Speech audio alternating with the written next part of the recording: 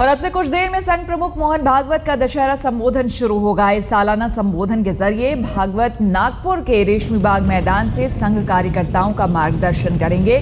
विजयादशमी के मौके पर हर साल संघ प्रमुख का संबोधन होता है। संघ प्रमुख के संबोधन से पहले कार्यकर्ताओं ने परेड किया। इसके बाद होगी शस्त्रों की पूजा। तस्वीरें हम आपको दिखा रहे हैं। थोड़ी देर में संघ प्रमुख मोहन भागवत संबोधित करेंगे आरएसएस कैडर्स को, जो कार्यकर्ता वहां पर हैं उनको। लेकिन उससे पहले सुबह सुबह परेड वहां पर निकाली गई। उसके बाद शस्त्रों की पूजा होगी। हालांकि ये जो पूरा कार्यक्रम है ये हर साल होता है, लेकिन इस बार क्यों अहम है वो हम आपको बता दें। हमारे साथ जुड़े हैं पूर्ण प्रसून वाजपेयी, हमारे वरिष्ठ सहयोगी। प्रसून जी, इस बार खास करके हम जो टेलीकास्ट कर रहे हैं या इस पर चर्चा भी करने बैठे हैं क्योंकि कई इसमें एंगल्स जुड़ गए हैं। ऐसा पहली बार हो रहा है कि जब आरएसएस प्रमुख का संबोधन विजयादशमी के दिन अपने कैडर के लोगों को, कार्यकर्ताओं को ये टेलीकास्ट किया जा रहा है। यहां तक कि एनडीए 1 भी जब थी तब भी इस तरह से टेलीकास्ट नहीं किया जा रहा था, जो कि इस बार हो रहा है। क्या कहेंगे? नहीं, ये बहुत महत्वपूर्ण है। एक आपने सही कहा कि केंद्र में चूंकि सरकार बीजेपी की बनी है और देश के प्रधानमंत्री प्रचारक से निकलकर प्रधानमंत्री पद तक पहुंचे हैं, तो इस विजयदशमी का दो महत्व है। क्योंकि जो मोहन भागवत संबोधित करने वाले हैं उसमें उनका भाषण जो है, पहली बार जो हमें जानकारी मिल रही है वो हिंदू राष्ट्रवाद और राजनीतिक तौर पर संघ की दखल किस तरीके से क्या चाहती है उसके संकेत आपको दिखाई देंगे आज के भाषण में।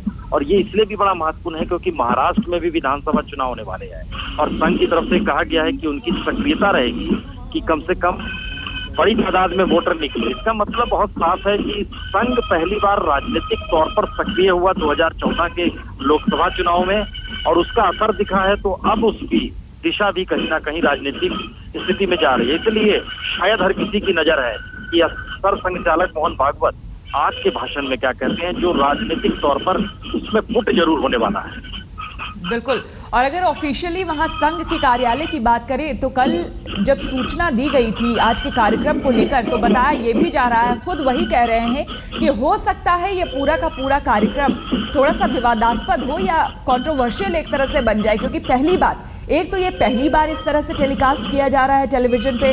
दूसरी बात कि जो कंटेंट होता है भाषण में, जो मोहन भागवत अपनी बातें रखेंगे कार्यकर्ताओं से, वो भी विवादास्पद हो सकता है कईयों के नजरिए से, तो उस पर भी नजर रहेगी। जी बिल्कुल। देखिए, एक स्थिति तो समझ लीजिए कि केंद्र में बीजेपी राजनीतिक तौर पर जरूर है, लेकिन बीजेपी के भीतर आज की तारीख में महत्ता उसी की है जो कहीं ना कहीं संघ परिवार से जुड़ा रहा है, संघ परिवार से निकला है। शायद यही वजह है कि सरकारी चैनल भी, अब जो दूरदर्शन है वह भी सीधा प्रसारण करेगा ही। लेकिन कहीं ज्यादा महत्वपूर्ण है कि इस दौर में जो भी विवादास्पद स्थिति हुई है उस पर खुले तौर पर सर संघचालक ने अपनी बात रखी है। चाहे वो हिंदू राष्ट्रवाद हो, चाहे वो लव जिहाद वाला मसला आ गया हो, चाहे वो कहीं ना कहीं किसी ना किसी रूप में अल्पसंख्यकों के तुष्टीकरण के बाद उनको एक साथ देखने की दृष्टि हो, धारा 370 यानी कश्मीर को लेकर सवाल हो, हर मुद्दे पर सक्रियता दिखाई दी है संघ की। और ये कहीं ना कहीं संघ जब सक्रिय होता है इन मुद्दों को लेकर, तो सरकार या कहें मौजूदा वक्त में मोदी सरकार उस दिशा में बोलती है, सोचती है और उसके तमाम कैडर कार्यकर्ता राजनीतिक तौर पर भी उस दिशा में ही जाना चाहता है, क्योंकि वहीं उसको महत्ता और कहीं ना कहीं उसकी साख होती है। तो ये एक नया ट्रेंड भी है कि आरएसएस जो कहेगा राजनीतिक तौर पर, सरकार उसको नकार नहीं सकती है, मंत्रीगण नकार नहीं सकते। यहाँ पर हम बता दें कि केंद्रीय मंत्री नितिन गडकरी मौजूद हैं, जो कि संघ से शुरू से ही जुड़े रहे हैं, और शायद महाराष्ट्र राजनीति के सिरमौर देवेंद्र फडणवीस जो कि खुद संघ से जुड़े हुए हैं, और ये दोनों एक साथ बैठे हुए हैं यहाँ पर। तो ये एक राजनीतिक और सामाजिक शुद्धिकरण का ऐसा सम्मिश्रण नजर आ रहा है जो आने वाले वक्त में राजनीति को किस दिशा में ले जाएगा उसका संबोधन है और हर किसी को उसी का इंतजार है। बिल्कुल। हालांकि आइडियोलॉजिकल पेरेंट माना जाता है आरएसएस को बीजेपी का, और ऐसे में आज का संबोधन कई मायनों में अहम होगा, सुनना होगा। लेकिन प्रसून जी, आपसे जानना चाहेंगे कि बीजेपी की बात समझ में आती है। जिस तरह से लोकसभा चुनाव में अहम भूमिका आरएसएस ने निभाई है, खुद चुनाव के बाद भी आरएसएस की तरफ से कहा गया कि जिस तरह से उनके कार्यकर्ता गांव-गांव में जाकर उन्होंने एक वेव जो लाया था, एक लहर जो लाई थी, उसका योगदान है। सीधे तौर पर नरेंद्र मोदी को, आपको भी मालूम होगा अच्छी तरह से, कि क्रेडिट नहीं दिया था आरएसएस ने, और यह कहा था कि कार्यकर्ताओं की बदौलत ये जो वेव भी आया उनकी बदौलत आया है। लेकिन इसके इतर जो देशवासी हैं वो इस कार्यक्रम को कैसे देखेंगे या कैसे लेंगे? देखिए, कैसे भी देखें, इससे पहले याद कीजिए तो मनमोहन सिंह के दौर में आरएसएस को उस रूप में महत्ता नहीं दी गई।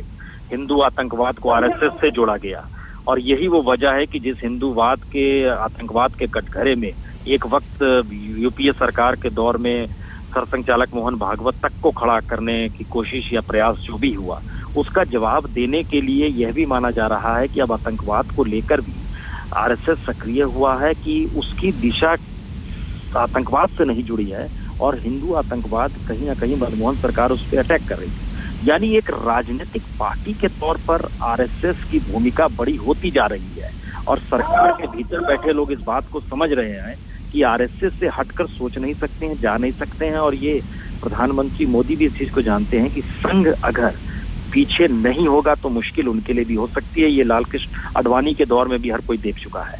तो ये सवाल है कि संघ से इतर कोई सोच नहीं सकता है सरकार में भी, और संघ की महत्ता कहीं ज्यादा है राजनीतिक तौर पर इस दौर में हो चलिए, क्योंकि उसी की सक्रियता अगर जीत दिलाती है तो फिर हर किसी को नतमस्तक संघ के सामने होना ही पड़ेगा, और देश को इस रूप में देखना ही पड़ेगा।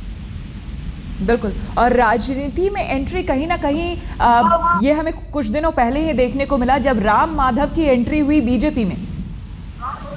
बिल्कुल, ना सिर्फ एंट्री हुई बल्कि सीधे जनरल सेक्रेटरी बना दिए गए। ऐसे बहुत कम मौके आते हैं जिसकी एंट्री और वो सीधे महासचिव बन जाए, लेकिन राम माधव महासचिव, राम माधव ही नहीं, दो और प्रचारकों को शामिल किया गया और उन्हें भी महासचिव बनाया गया।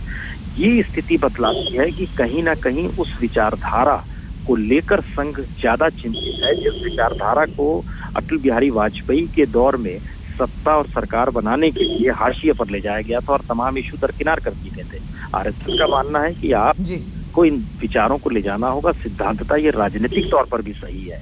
तो उस दौर में टकराव था, इस दौर में सहमति है, और सहमति ही नहीं बल्कि इसका कद बड़ा हो गया है। और आपने राम माधव का जिक्र जब किया, वो भी एक संकेत है, एंट्री होगी तो आपका कद बढ़ जाएगा। बिल्कुल। और कहीं ना कहीं वो जो विचारधारा है संघ की,